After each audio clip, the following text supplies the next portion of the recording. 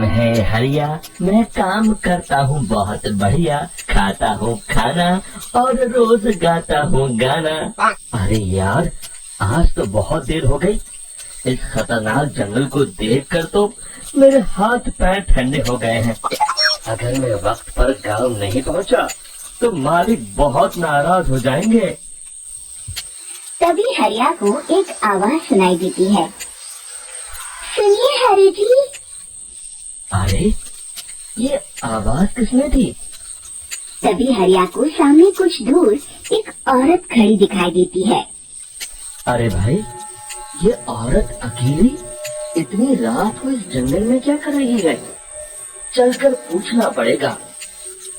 फिर हरिया अपनी बैलगाड़ी उस औरत के सामने लाकर रोक देता है और उससे पूछता है। अरे सुनिए, आप इतनी रात को इस खतरनाक जंगल में अकेले क्या कर रही हैं? तभी वो औरत मीठी आवाज में कहती है। अरे हरि जी, आप आ गए। मैं कब से आपका इंतजार कर रही थी। वैसे तो यहाँ से काफी लोग गुजर चुके हैं, लेकिन मैं खास आपका इंतजार कर रही थी। अच्छा, तुम सच कह रही हो? मुझे तो यकीन नहीं हो रहा है। वो क्या है ना, आज तक किसी ने मुझसे इतने प्यार से बात नहीं की। हाँ हरि जी, मैं सच कह रही हूँ। अब देर मत करिए और जल्दी से मुझे मेरे घर तक छोड़ दीजिए। हाँ, कौन सी बड़ी बात है, अभी छोड़ देता हूँ। आप मेरे पीछे बैलगाड़ी में बैठ जाइए और मुझे रास्ता बताते चलिए। फिर वो औरत हरिया की बैलगाड़ी में बैठ जाती है और हरिया बैलगाड़ी हाँकता हुआ आगे चल पड़ता है। फिर उस औरत के बताए हुए रास्ते पर चलते चलते हरिया बैलगाड़ी लेकर एक काली गुफा के आगे आकर रुक जाता है। हरिया उस औरत से पूछता है। हाँ देवी जी, आपका घर कहाँ है? यहाँ तो एक गुफा के अलावा और कुछ नहीं है। तभी अचानक वो औरत हवा में उड़ने लगती है। देखते ही देखते उसका सुंदर रूप एक डरावनी चुड़ैल में बदल जाता है और वो जोर जोर से हंसती है। अरे तू तो एकदम का बेवकूफ निकला। तू तो भैया सारी से मेरी बातों में आ गया।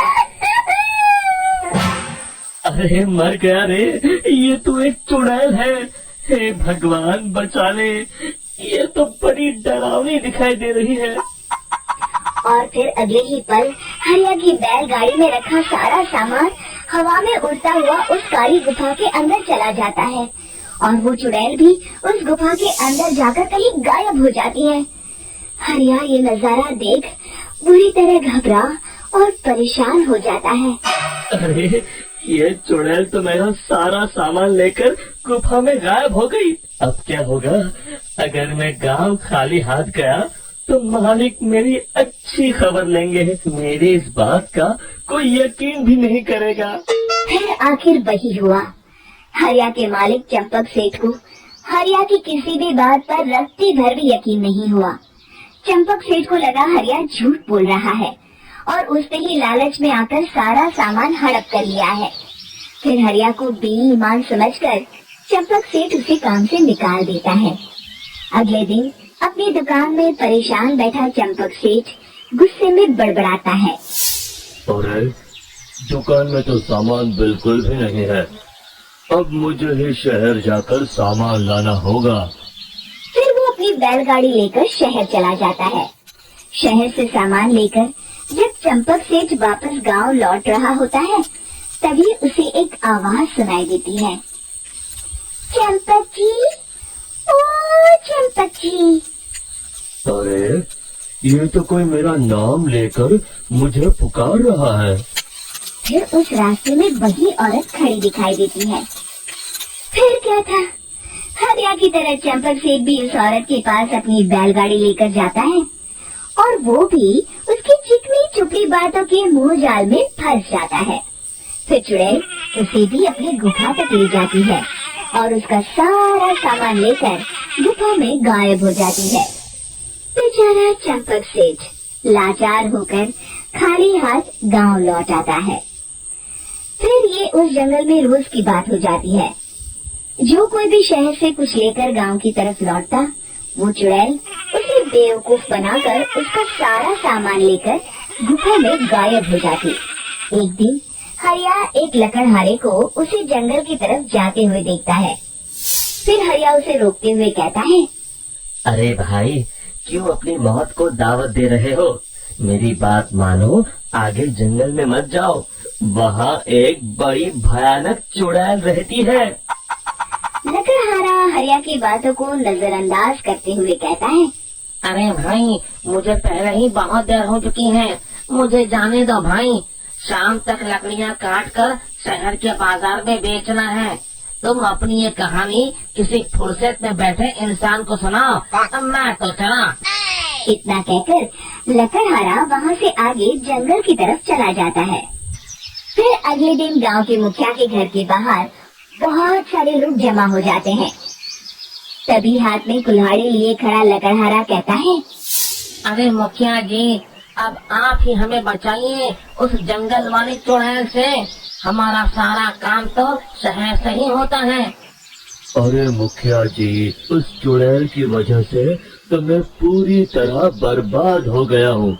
हम सबको मिलकर उस चुड़ैल का कोई इलाज करना पड़ेगा। तभी भीड़ में खड़ा वीरा कहता है, आप लोग चिंता मत करिए, कल से वो चुड़ैल किसी को नहीं लूट पाएगी। मेरे पास एक बहुत अच्छी तरकीब है। तभी चंपक सेठ उसका मजाक उड़ाते हुए कहता है, अरे तेरा नाम वीरा है तो क्या हुआ? तूने अभी उस चुड़ैल को देखा नहीं है? जाकर अपना काम कर, बड़ा आया। तब मुखिया जी कहते हैं, नहीं नहीं चंपक सेठ, मुझे लगता है हमें इस लड़के को एक मौका देना चाहिए। फिर सभी गांव वाले मुखिया जी की बातों से सहमत हो जाते हैं और वीरा शाम को एक बैलगाड़ी में कुछ सामान लाद कर उस जंगल की ओर चल देता है। वीरा, ओ वीरा, कहाँ जा रहा है? तभी वीरा मुड़ के देखता है, वही चुड़ैल एक औरत के रूप में खड़ी है। अरे बहन जी, मैं आपको ही ढूंढ रहा था। देखिए, मैं आपके लिए क्या लाया हूँ। अरे वाह, तू खुद मेरे लिए इतना सामान लाया है। तू ही अकेला गाँव में समझदार है। जरा देखो, मैं भी खोल के बड़ी भूख लगी है। जैसे ही चुड़ैल उस सामान पर से कपड़ा हटाती है, एक भगवान शिव की तेज रोशनी उसके अंदर मूर्ति से निकलती है और चुड़ैल अपने असली रूप में आकर जलने लगती है। अरे मैं जल रही हूँ, बचाओ! बचाओ! ओम नमः शिवाय! देखते ही देखते वो चुड़ैल राख के साथ उड़ जाती है और सभी गांव वाले भी वहां जाते हैं। शिक्षा बुराई पे सदा अच्छाई की ही जीत होती है।